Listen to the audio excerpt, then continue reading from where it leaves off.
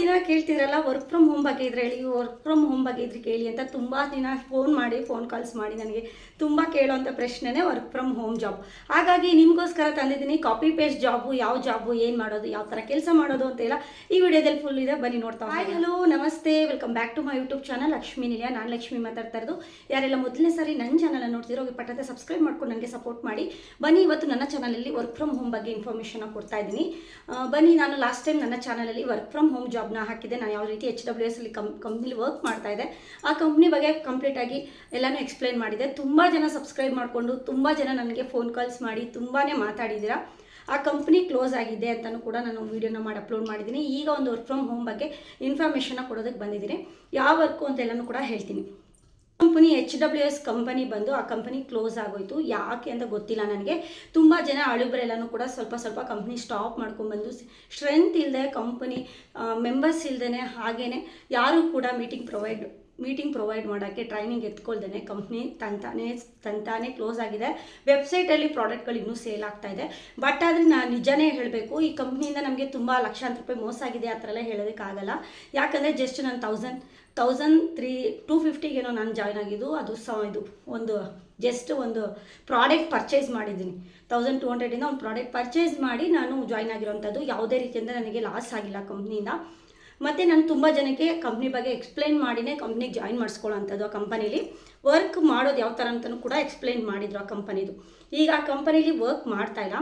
ನಾನು ಕೂಡ at present work ಮಾಡ್ತಾಯಿಲ್ಲ.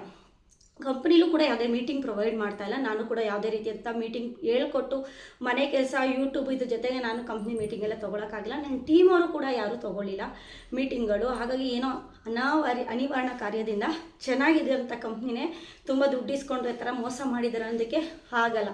ಯಾಕಂದರೆ ಅವೆಲ್ಲ ಮುಂಚೆನೇ ನಮಗೆ ಝೂಮ್ ಆ್ಯಪಲ್ಲಿ ಪ್ರತಿಯೊಂದನ್ನು ಹೇಳಿ ಜಾಯಿನ್ ಮಾಡಿಸ್ಕೊಳ್ಳೋದು. ಅದು ನೆಟ್ವರ್ಕ್ ಫೀಲ್ಡ್, ಅಂದರೆ ಬೈನರಿ ಕಾನ್ಸೆಪ್ಟ್ ಮೇಲೆ ಅದನ್ನು ಪ್ರಾಡಕ್ಟ್ ತೊಗೊಂಡು ಜಾಯ್ನ್ ಆಗೋದು. ಆ ಥರ ಇನ್ನೊಬ್ರು ಜಾಯ್ನ್ ಆದರೆ ನಮಗೆ ಕಮಿಷನ್ ಸಿಗ್ತಾ ಹೋಗುತ್ತೆ. ನನಗೂ ಅಮೌಂಟು, ಕೆಳಗಡೆ ಜಾಯ್ನ್ ಆಗೋರ್ಗೂ ಅಮೌಂಟು, ಆ ಥರ ಬೈನರಿ ಕಾನ್ಸೆಪ್ಟ್ ಇತ್ತು ಕಂಪನೀಲಿ. ಆ ಕಂಪ್ನಿ ಕ್ಲೋಸ್ ಆಗಿದೆ. ಇವಾಗ ಆ ಕಂಪನಿ ಬಿಡಿ, ಈಗ ರಿಯಲ್ ಫ್ಯಾಕ್ಟಿಗೆ ಬರ್ತೀನಿ. ಯಾವ ಕಂಪನಿಯಪ್ಪ ಅಂದರೆ, ನಾನು ಇವಾಗ ನೋಡಿ ತಮ್ಲೇನೆಲ್ಲ ಹಾಕ್ತೀನಿ, ಇದ್ರ ಮೇಲೆ ಸ್ಕ್ರೀನ್ ಮೇಲೆ ಹಾಕ್ತೀನಿ ನೋಡಿ. ಇದ್ರ ಮೇಲೆ ನಂಬರ್ ಇದೆ, ಪಟ್ಟಂತ ಫೋನ್ ಮಾಡಬೇಡಿ, ನಾನು ಹೇಳೋದನ್ನ ಕೇಳಿಸ್ಕೊಳ್ಳಿ. ಇದ್ರ ಮೇಲೆ ಕಾಪಿ ಪೇಸ್ಟ್ ಜಾಬು ಕೇರಳದ ಮೇಲೆ ಹಾಕಿದ್ದೀನಿ, ಇದು ಸ್ಕ್ರೀನ್ ಮೇಲೆ ಹಾಕಿರ್ತೀನಿ. ಕಾಪಿ ಪೇಸ್ಟ್ ಜಾಬು, ಇದು ಕೇರಳದಲ್ಲಿ ಲೊಕೇಟ್ ಆಗಿರೋಂಥ ಕಂಪನಿ. ಯಾವ ಥರ ವರ್ಕ್ ಮಾಡಬೇಕು ಅನ್ನೋದಾದರೆ, ನಾವು just copy paste 5,000 copy paste ಮಾಡಬೇಕು 1 ಇಯರ್ಗೆ. 1 ಇಯರ್ವರೆಗೂ ನಮಗೆ ವಾಟ್ಸಪ್ಪಲ್ಲಿ ಅವ್ರಿಗೆ ಕಾಂಟ್ಯಾಕ್ಟ್ ಮಾಡೋದು. Copy paste job 5,000 copy paste ಜಾಬ್ನ ನಾವು ಕಾಪಿ ಪೇಸ್ಟ್ ಮಾಡಿ ಕೊಡಬೇಕಾಗುತ್ತೆ. ಅದು 1 ಇಯರ್ ಟೈಮ್ ಕೊಟ್ಟಿರ್ತಾರೆ. 5,000 ಕಾಪಿ ಪೇಸ್ಟ್ ಮಾಡಿದ್ರೆ ನಮಗೆ 10,000 ಸ್ಯಾಲ್ರಿ ಅಂತೆ. ಮತ್ತು ಇನ್ನೊಂದು ಇದರಲ್ಲಿ ಏನಂದರೆ ಜಾಯ್ನಿಂಗ್ ಥರ. ಈಗ ನಾನು ಜಾಯ್ನ್ ಆದೆ, ಎಷ್ಟು ಜಾಯ್ನಿಂಗ್ ಪ್ರೈಸ್ ಕೂಡ ನಿಮ್ಗೆ ಹೇಳ್ಬಿಡ್ತೀನಿ. ಅವ್ರು ಇಷ್ಟ ಅಂದರೆ ಇವಾಗ 2,300 ರುಪೀಸ್ ನಮಗೆ ಜಾಯ್ನಿಂಗ್ ಪ್ರೈಸ್ ಅಂತೆ. ಯಾವ ಥರ ಅಂದರೆ, ನಾವು 2,300 ರುಪೀಸ್ ಕೊಟ್ಟು ಜಾಯ್ನ್ ಆದರೆ ನಾವು ಡೈಲಿ ನಮಗೆ ಬಿಡಿರೋಂಥ ಟೈಮಿನಲ್ಲಿ ಕಾಪಿ ಪೇಸ್ಟ್ನ ಮಾಡಿ ಅವ್ರಿಗೆ ಕಳಿಸ್ಬೇಕು. 1 ವರ್ಷದಲ್ಲಿ ನಮಗೆ 5,000 ಕಾಪಿ ಪೇಸ್ಟ್ ಮಾಡೋಕ್ಕಾಗುತ್ತಾ? ಫಸ್ಟು ಅದನ್ನು ಯೋಚನೆ ಮಾಡಿ. ಮತ್ತು ಇನ್ನೊಂದು, ಒಂದು ಮೆಂಬರ್ನ ಕಂಪನಿಗೆ ಜಾಯ್ನ್ ಮಾಡಿಸಿದ್ರೆ ನಾವು 50 ಲೆಸ್ ಆಗುತ್ತಂತೆ. ಈ ಥರ ಕಾಪಿ ಪೇಸ್ಟ್ ಜಾಬ್ ಅದು. ಇವಾಗ ಎಷ್ಟು ಬೇಜಾರಾಗುತ್ತೆ ಅದರಲ್ಲಿ. ಇವಾಗ ನನ್ನ ಅನಿಸಿಕೆ ಪ್ರಕಾರ ಕಾಪಿ ಪೇಸ್ಟ್ ಜಾಬು ಈಸಿ ಅಂತ ಅನಿಸ್ಬಿಡುತ್ತೆ. ಕೆಲವರು ಆಟೋಮೆಟಿಕ್ಕಾಗಿ ಹೋಗಿ ಇವಾಗ ತುಂಬ ಗ್ರೂಪ್ಗಳನ್ನ ನಾನು ಜಾಯ್ನ್ ಮಾಡಿ ಬಿಟ್ಟಿದ್ದೆ. HWS ನನ್ನ ಚಾನಲಲ್ಲಿ ಬಂದು ಎರಡು ಗ್ರೂಪ್ನ ನಾನು ಸೆಟ್ ಮಾಡಿದ್ದೆ. ಆ ಗ್ರೂಪಲ್ಲಿ ಬಂದು ಆ ಕಂಪ್ನಿಗೆ ಜಾಯ್ನ್ ಆಗಿಬಿಟ್ಟಿದ್ದಾರೆ. ಎಲ್ಲ ನಮ್ಮ ಕಂಪ್ನಿಲಿ ಕೆಲಸ ಮಾಡೋರೆಲ್ಲ ಜಾಯ್ನ್ ಆಗಿಬಿಟ್ಟು ಅವರು ಆ್ಯಡ್ಸ್ನ ಕೊಡ್ತಾ ಇದ್ದಾರೆ. ಈ ಥರ ಜಾಬ್ ಇದೆ, ಯಾರಿಗೆ ಇಂಟ್ರೆಸ್ಟ್ ಇದೆ ಬಂದು ಜಾಯ್ನ್ ಆಗಿ ಅಂತ. ನನಗೆ ಅನಿಸಿದ್ದು, ಒಂದು ಮೆಂಬರ್ನ ಜಾಯಿನ್ ಮಾಡಿಸ್ತಾ ಇದ್ರೆ ಅವ್ರಿಗೆ ಲಾಭ ಆಗ್ತಾ ಹೋಗುತ್ತೆ. ಮತ್ತು ಅದು ನಮಗೆ ರಿಕವರ್ ಆಗುತ್ತಂತೆ. 2,300 ಮತ್ತೆ ನಮಗೆ ಪೇ ಆಗುತ್ತಂತೆ. ಮತ್ತೆ ನಾವು ಜಾಯ್ನಿಂಗ್ಸ್ನ ಕೊಡ್ತಾ ಇರಬೇಕಂತೆ. ನನಗೇನೋ ಇದೆಲ್ಲನೂ ಕೂಡ ನಿಜವಾಗ್ಲೂ ವರ್ಕ್ ಫ್ರಮ್ ಹೋಮ್ ಜಾಬ್ ಬಗ್ಗೆ ನಿಜವಾಗ್ಲೂ ಕಂಪ್ಲೀಟಾಗಿ ನನಗೆ ಒಂಥರ ಬೇಜಾರಾಗ್ಬಿಟ್ಟಿದೆ. ಎಲ್ಲನೂ ಕೂಡ ಎಲ್ಲ ಕಡೆ ಫೇಕ್ ನಡೀತಾ ಇದೆ. ಈಗಂತೂ SLV ನಮ್ಮ ತುಮಕೂರಲ್ಲಿ ನಾನಿರೋವಂಥ ಒಂದು 1/2 ಅವರ್ ಡಿಸ್ಟೆನ್ಸಲ್ಲಿದೆ SLV ಕಂಪನಿ ಅಂತ ಓಪನ್ ಮಾಡಿದರು. ಒಂದು 2 ಇಯರ್ ಬ್ಯಾಕಲ್ಲಿ ತುಂಬ ಜನ ನಮ್ಮಂಥ ಯೂಟ್ಯೂಬರ್ಸು ಹೋಗಿ ಅದು ಪ್ರಾಡಕ್ಟ್ಗಳನ್ನ ತೊಗೊಬಂದು ಮನೇಲಿ ಬತ್ತಿ ಮಾಡೋದಾಗಿರ್ಬೋದು, ಪೇಪರ್ ಪ್ಲೇಟ್ ಮಾಡೋದಾಗಲಿ, ಮಿಷಿನ್ನ ಬೈ ಮಾಡಿ ಅವರೇ ಪ್ರಾಡಕ್ಟ್ನ ತೊಗೊಂಡು ನಮಗೆ ಸ್ಯಾಲ್ರಿ ಕೊಡೋವಂಥದ್ದು ಕಂಪನಿ ಅಂತೆಲ್ಲ ಹೇಳಿದರು.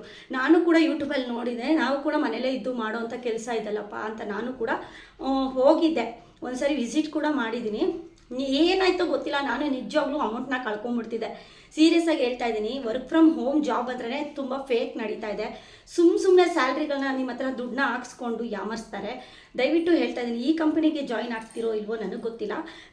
ನನಗೆ ಫೋನ್ ಮಾಡಿ ಅವ್ರು ಹೇಳಿದ್ದು, ನನ್ನದರಲ್ಲಿ HWS ವರ್ಕ್ ಮಾಡ್ತಾಯಿದ್ರಲ್ಲ ಆ ಹುಡುಗಿಯವರು ನನಗೆ ಕಾಲ್ ಮಾಡಿ ಈ ಥರ ಜಾಬ್ ಇದೆ, ಸೇರ್ಕೊತೀರಾ ಮ್ಯಾಮ್, ಯೂಟ್ಯೂಬಲ್ಲಿ ಹೇಳ್ತೀರಾ ಅಂತ ಹೇಳಿದರು.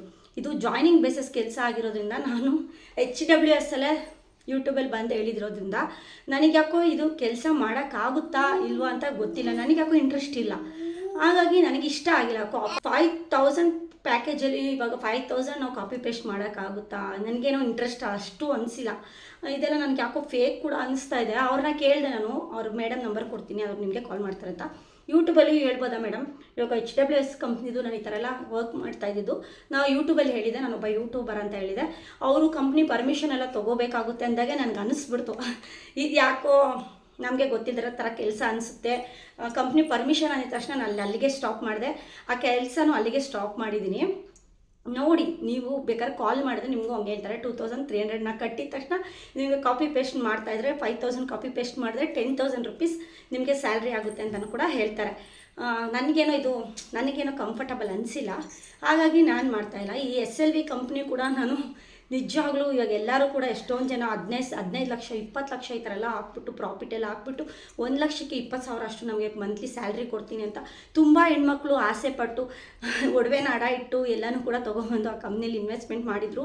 ನಾನು ಕೂಡ ನಿಜವಾಗ್ಲೂ ಇನ್ವೆಸ್ಟ್ಮೆಂಟ್ ಮಾಡಿಬಿಡ್ತಿದ್ದೆ ಸೀರಿಯಸ್ ಆಗಿ. ಯಾವುದೋ ದೇವ್ರ ದಯೆಯಿಂದನೋ ಏನೋ ಗೊತ್ತಿಲ್ಲ, ಸ್ವಲ್ಪ ದಿವಸ ವೆಯ್ಟ್ ಮಾಡಿ ಆಮೇಲೆ ಇನ್ವೆಸ್ಟ್ಮೆಂಟ್ ಮಾಡೋಣ ಅನ್ನಿಸ್ತು. ಯಾಕಂದರೆ ನನ್ನ ಪಾಪು ಚಿಕ್ಕೋನಿದ್ದ ಆವಾಗ, ತುಂಬ ಅವನಿಗೆ ಹುಷಾರು ಬೇರೆ ಇರಲಿಲ್ಲ. ಅವನ ಸಲುವಾಗಿ ನಾನು ಇನ್ನೂ ಒಂದು 4-5 ತಿಂಗಳು ಸ್ವಲ್ಪ ಸ್ಟಾಪ್ ಮಾಡೋಣ, ಯಾಕಂದರೆ ತುಂಬ ಅಮೌಂಟ್ ಕಟ್ಟಬೇಕಾಗಿತ್ತು. ಸುಮ್ಮನೆ ಕಟ್ಟೋದಿಲ್ಲ ಆಗಿಲ್ಲ ಅಂತ ಹೇಳ್ತಿದ್ರು ಯೂಟ್ಯೂಬರ್ಸ್ ಎಲ್ಲ ತುಂಬ ಜನ ವರ್ಕ್ ಫ್ರಮ್ ಹೋಮ್ ಮಾಡೋರೆಲ್ಲ.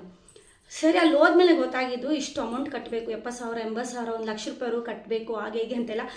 ಕಂಪ್ನಿದು ಏನೇನೋ ತೋರಿಸಿದ್ರು ಡಾಕ್ಯುಮೆಂಟ್ಸ್ ಎಲ್ಲ, ಇದೆಲ್ಲ ಗೌರ್ಮೆಂಟ್ ರಿಜಿಸ್ಟರ್ ಆಗಿದೆ, ಎಲ್ಲ ಕಡೆ ಬ್ರಾಂಚಸ್ ಇದೆ, ಎಲ್ಲ ಬ್ರಾಂಚು ಕ್ಲೋಸ್ ಆಗೋಗಿದೆ ಈಗ. ಎಲ್ಲ ಬ್ರಾಂಚಲ್ಲೂ ಎಲ್ಲ ಕಡೆ ಹೆಣ್ಮಕ್ಳು ಸುಮ್ಮನೆ ಅವ್ರ ಹತ್ರ ಪೇಪರ್ಸ್ ಎಲ್ಲ ಇರುತ್ತಲ್ಲ ಅದನ್ನೆಲ್ಲ ತೊಗೊಂಡು ಸ್ಟೇಷನ್ಗೆ ಅಲಿಯೋ ಥರ ಆಗಿಬಿಟ್ಟಿದೆ. ಹಾಗಾಗಿ ಹೇಳ್ತಾ ಇದ್ದೀನಿ, ವರ್ಕ್ ಫ್ರಮ್ ಹೋಮ್ ಬಗ್ಗೆ ಸ್ವಲ್ಪ ಕೇರ್ಫುಲ್ಲಾಗಿ ಜಾಯ್ನ್ ಆಗಿ.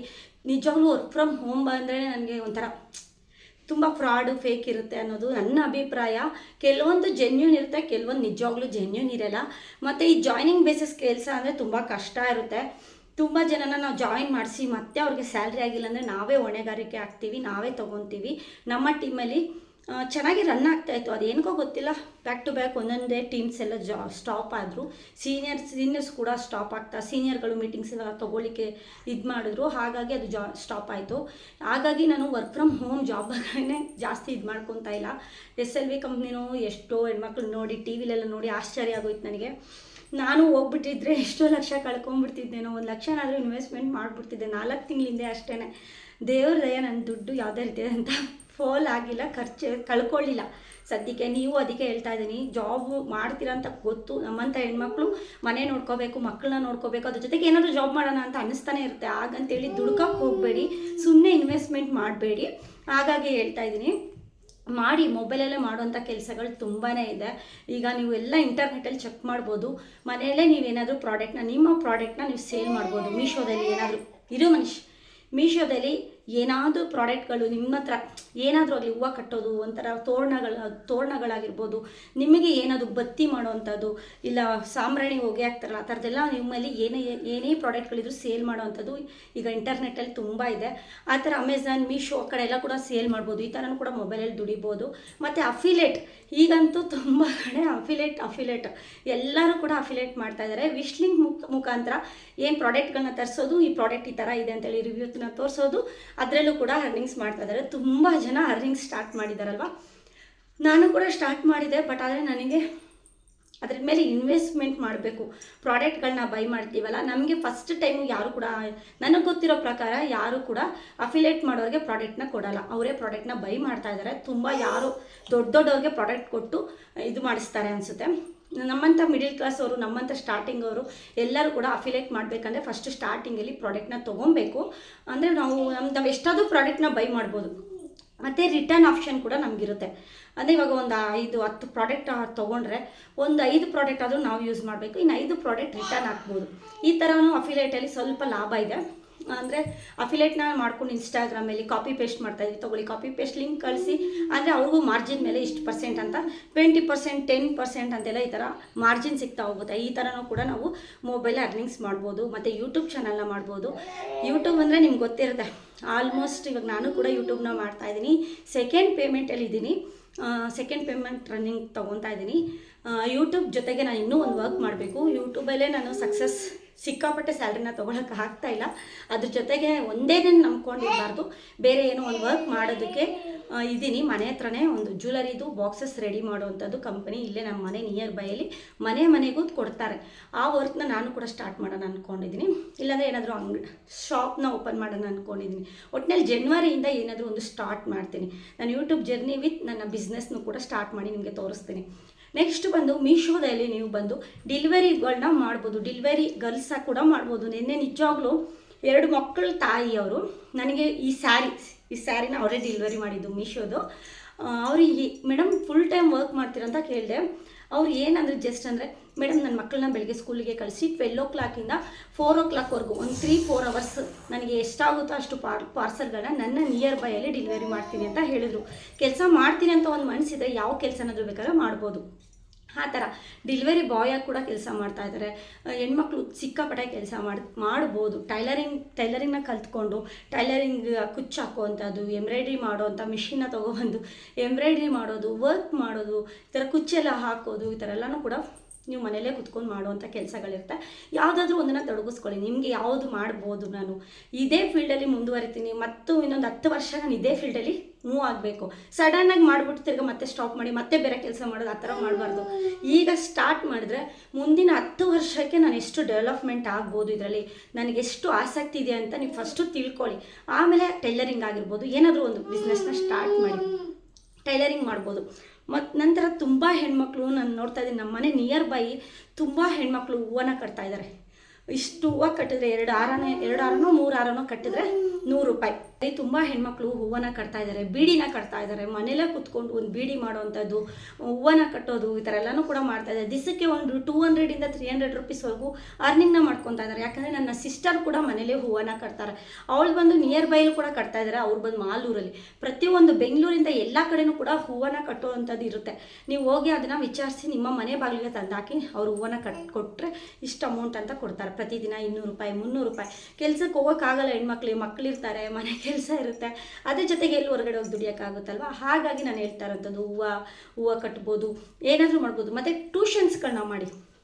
ನೀವೊಂದು ಡಿಗ್ರಿ ಮಾಡಿರ್ತೀರ, ಸೆಕೆಂಡ್ PUC ಆಗಿರುತ್ತೆ ಅಂದ್ಕೊಳ್ಳಿ, LKG UKG ಅವರಿಗೆ, ಪ್ರೀ ನರ್ಸರಿ ಅವರು ಕೂಡ ನೀವು ಟ್ಯೂಷನ್ ಮಾಡ್ಬೋದು. ಇಲ್ಲ ನೀವು ಸ್ಕೂಲ್ ಟೀಚರ್ಸ್ಗಳಾದರೂ ಕೂಡ ಈಗ ಎಲ್ಲರೂ ಕೂಡ ಟ್ಯೂಷನ್ನ ಮಾಡ್ತಾ ಇದ್ದಾರೆ. ನಾನೇ ನೋಡ್ತಾ ಇದ್ದೀನಿ, ನನ್ನ ಕಣ್ಣಾರೆ. ನನ್ನ ಮಗಳು ಕೂಡ ಟ್ಯೂಷನ್ ಹೋಗ್ತಾಳೆ. ಈಗ ಟ್ಯೂಷನ್ಸ್ ಆರಾಮ್ಸೆ ಮಾಡ್ಬೋದು. ಆರಾಮಾಗಿ ಒಂದು 2 ಸ್ಟಾರ್ಟ್ ಮಾಡಿ ಒಂದು 10 ಜನಕ್ಕೆ ನೀವು ಟ್ಯೂಷನ್ನ ಹೇಳ್ಕೊಟ್ರೆ ಆರಾಮಾಗಿ ನಿಮಗೆ ಟ್ಯೂಷನ್ ಫೀಸ್ ಕೂಡ ಸಿಗುತ್ತೆ.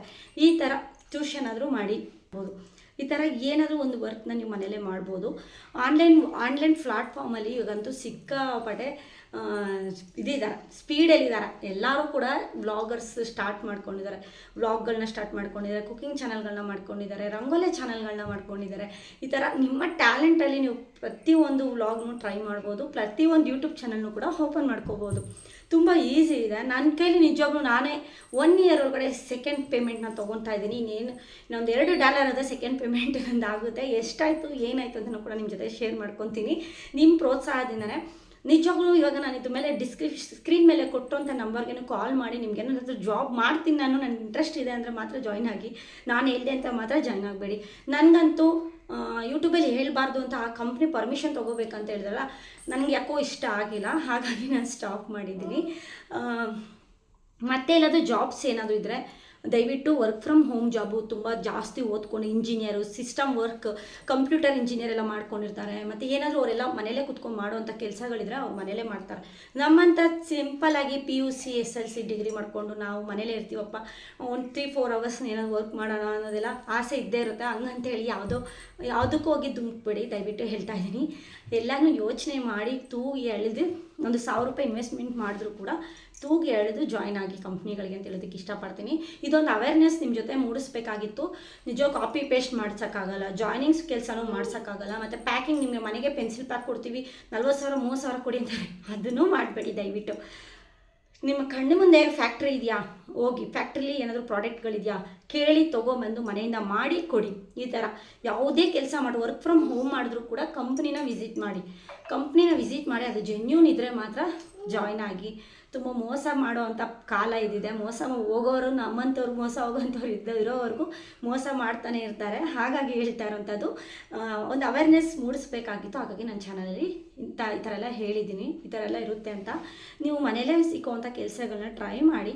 ನನಗೇನಾದರೂ ತಿಳಿದಿರೋಂಥ ಕೆಲಸಗಳನ್ನ ಎಲ್ಲ ನಾನು ನಿಮ್ಮ ಜೊತೆ ಶೇರ್ ಮಾಡ್ಕೊತೀನಿ. ಸ್ವಲ್ಪ ದಿವಸ ವೆಯ್ಟ್ ಮಾಡಿ, ಮಕ್ಕಳೆಲ್ಲ ದೊಡ್ಡವರಾದ್ಮೇಲೆ ನಾವು ಕೂಡ ಹೊರಗಡೆ ಹೋಗಿ ದುಡಿತೀವಿ. ಸ್ವಲ್ಪ ದಿವಸ ಒಂದು ಮಗುಗೆ ಒಂದು 3 ಇಯರ್ ಒಂದು ಬೇಬಿ ಸಿಟ್ಟಿಂಗ್ ಹಾಕೋವರೆಗೂ ನಮಗೆ ಒಂದು ಸ್ವಲ್ಪ ಕಷ್ಟ ಇರುತ್ತೆ. ಆಮೇಲೆ ಒಂದು 5 ಇಯರ್ ಆಗಿದ ತಕ್ಷಣ ಇನ್ನೂ ಫ್ರೀಯಾಗಿ ಹೋಗ್ತೀವಿ. 2 ಮಕ್ಕಳು ಬೆಳಗ್ಗೆ ಹೋದರೆ ಸಂಜೆ ಬರ್ತಾರೆ. ಅಂಥ ಸಮಯಕ್ಕೆ ನಾವೆಲ್ಲಾದರೂ ಒಂದು 8 ಅವರ್ಸ್ 9 ಅವರ್ಸ್ ಕೆಲಸಕ್ಕೆ ಹೋಗಿ ಬರ್ಬೋದು ಅಲ್ವಾ. ಹಾಗಾಗಿ ಥಿಂಕ್ ಮಾಡಿ ಒಳ್ಳೆ ಕೆಲಸಕ್ಕೆ ಜಾಯ್ನ್ ಆಗಿ. ಮತ್ತೆ ಒಂದು ಯಾವ್ಯಾವ ರೀತಿ ಕೆಲಸಗಳನ್ನ ಮಾಡ್ಬೋದು ಅಂತ ನನ್ನ ಚಾನಲಲ್ಲಿ ಹಾಕ್ತಾ ಇರ್ತೀನಿ, ವ್ಲಾಗ್ಸ್ ಹಾಕ್ತಾ ಇರ್ತೀನಿ. ಕಂಟಿನ್ಯೂ ಆಗಿ ವೀಡಿಯೋಸ್ಗಳನ್ನ ಅಪ್ಲೋಡ್ ಮಾಡ್ತಾ ಇದ್ದೀನಿ ನನ್ನ ಲೈಫ್ ಸ್ಟೈಲ್ ಬಗ್ಗೆ. ಹೀಗೆ ನನ್ನ ಚಾನಲ್ನ ವಾಚ್ ಮಾಡ್ತಾ ಇರಿ. ನನ್ನ ಚಾನಲ್ನ ವಾಚ್ ಮಾಡಿ ನನಗೆ ಸಪೋರ್ಟ್ ಮಾಡಿ. ಎಲ್ಲರಿಗೂ ಟೇಕ್ ಕೇರ್, ಬೈ ಬೈ. ಮತ್ತೊಂದು ವೀಡಿಯೋದಲ್ಲಿ ಮತ್ತೆ ಭೇಟಿಯಾಗೋಣ. ಬೈ ಬಾಯ್.